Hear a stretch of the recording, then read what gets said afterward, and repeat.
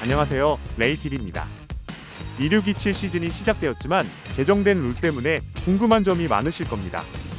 지난 영상에는 코레오 스핀에 관해 알아봤는데요. 이번에는 찬성 혹은 반대로 팬들 사이에서도 아직 뜨겁게 논쟁 중인 프리스케이팅 점프 규칙 변경에 대해 살펴보겠습니다.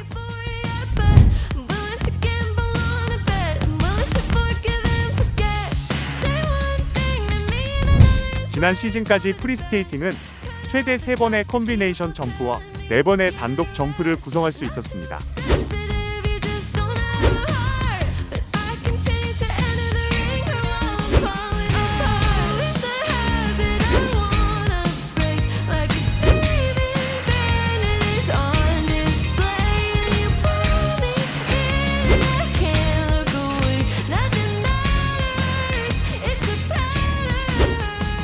이 구성이 오랫동안 계속되면서 익숙해졌는데요. 2016 밀라노 올림픽 시즌 전에 6점프 논의가 나왔지만 적지 않은 반대로 무산되었고 올림픽 이후로 그 결정을 미뤘는데요. 지금도 뜨거운 감자인 이 규정은 이번 ISU 총회에서 바로 통과되었습니다. 자, 서로는 이 정도만 하고요. 바로 본론으로 들어가겠습니다.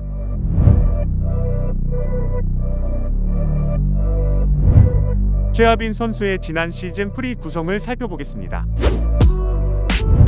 쿼드러플러치와 쿼드러플 살코 단독 점프로 시작해서 전반에 트리플 악셀, 더블 악셀 점프 시퀀스와 트리플러치, 트리플 토룩 콤비네이션 점프, 그리고 후반에 트리플 악셀과 트리플러치 오일러 트리플 살코 콤비네이션 점프, 마지막으로 트리플 플립을 띄웠는데요. 점프 기초점만 68.47인 높은 구성이었습니다.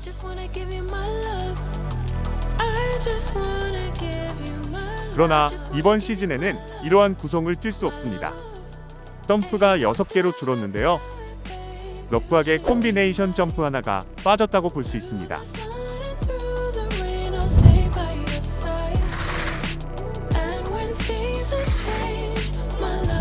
시니어와 주니어 남녀 모두 프리스케이팅 프로그램에는 6개의 점프 요소가 포함되어야 하며 이 중 하나는 악셀 점프를 포함해야 한다.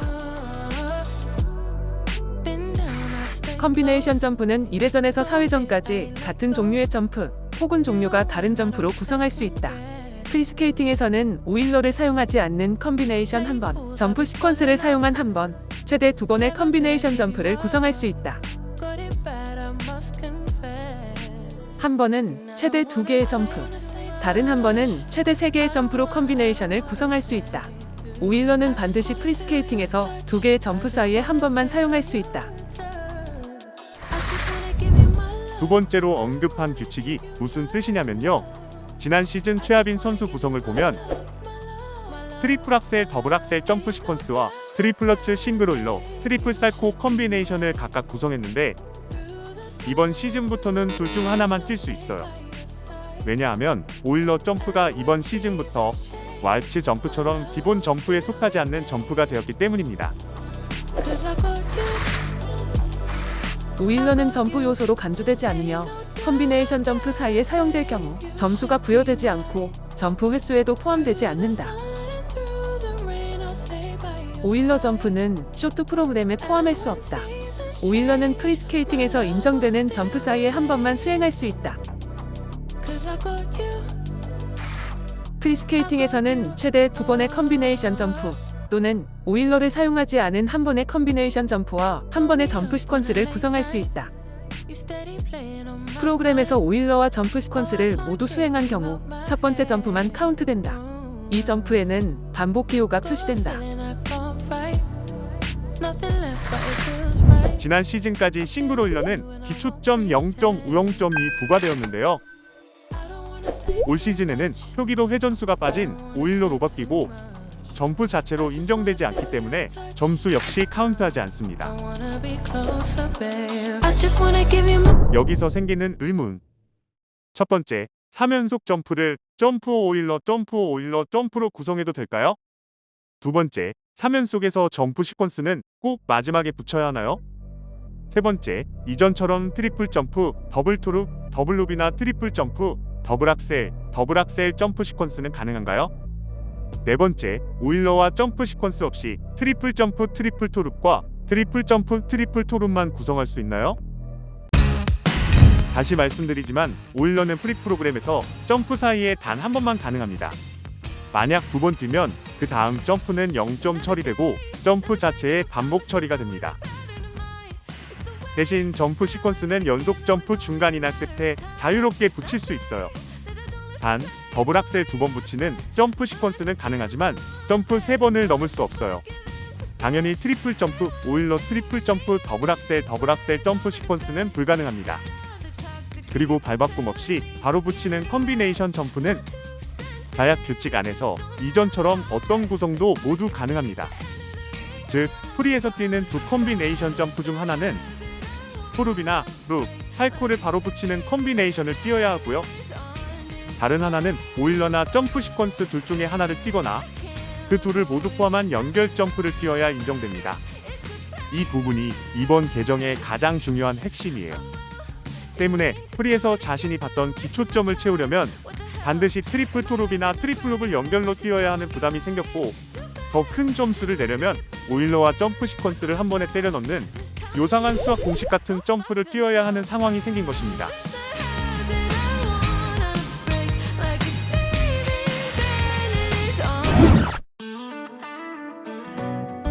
그럼 이번 시즌 점프 구성이 현실적으로 어떻게 구성될지 살펴볼까요? 최하빈 선수의 이번 시즌 프리 점프 구성을 보면 쿼드러츠를 2번, 쿼드 토룹을 한 번으로 쿼드러플 점프를 늘렸습니다. 그러면서 쿼드러츠에 연결 트리플 토룹을 붙였어요. 전반에 콤비네이션을 포함한 사회전 점프를 3번 뛰고 후반에 트리플 악셀 2번을 넣으면서 기초점 69.15로 오히려 지난 시즌보다 약 1점을 높였습니다. 만약 지난 시즌 구성대로 쿼드러츠, 쿼드 살코, 트리플러츠 트리플 토룹 콤비네이션, 트리플 악셀, 트리플러츠 싱글 오일러 트리플 살코 콤비네이션, 트리플 플립 이렇게 바꾼다? 기초점이 57.17로 줄어들어요. 그래서 이번 시즌은 사회전을 3번으로 늘리고 후반 2번의 트리플 악셀 중 하나를 기초점만 17점이 넘는 트리플 악셀, 더블 악셀, 오일러 트리플 살코를 몰아뛰는 점프 시퀀스를 더해 공격적인 프리 전략을 선택한 것으로 보입니다. 그럼 이런 질문을 하실 수 있을 거예요. 트리플 악셀 후반 2번이 부담이면 점프 시퀀스를 기초점이 악셀 다음으로 높은 트리플러츠로 바꾸는 걸 고려해 볼 수 있지 않을까? 하실 수도 있을 텐데요. 그러나 그 구성은 놓쳐서는 안 될 개정된 규칙에 걸리게 됩니다.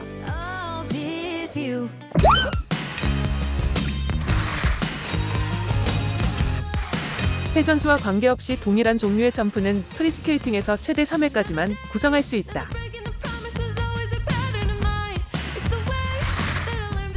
중요한 개정 중 하나로 프리 점프가 줄어들면서 같은 종류의 점프만 뛰는 걸 방지하는 의미로 보입니다.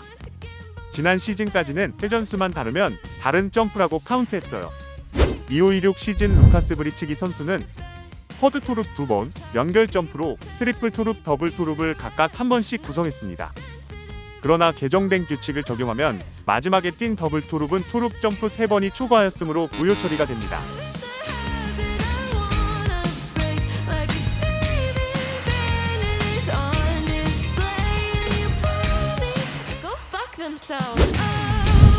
최하빈 선수도 쿼드러츠 2번을 뛰고 마지막 점프를 트리플러츠로 뛰는 상황이라 점프 시퀀스를 러츠 점프로 구성하면 무효가 됩니다.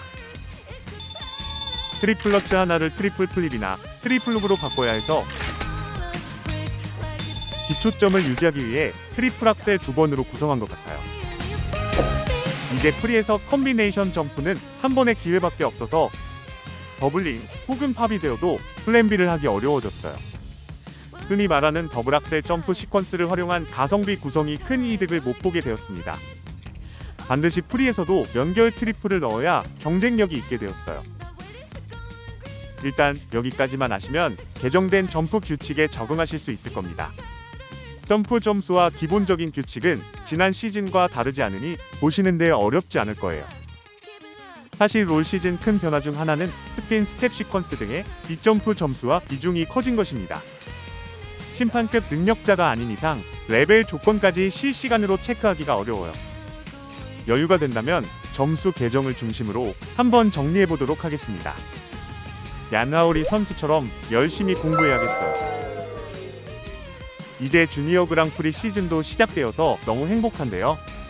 선수들 모두 부상 없이 즐겁게 경기하길 응원하겠습니다. 긴 영상 시청해주셔서 감사합니다.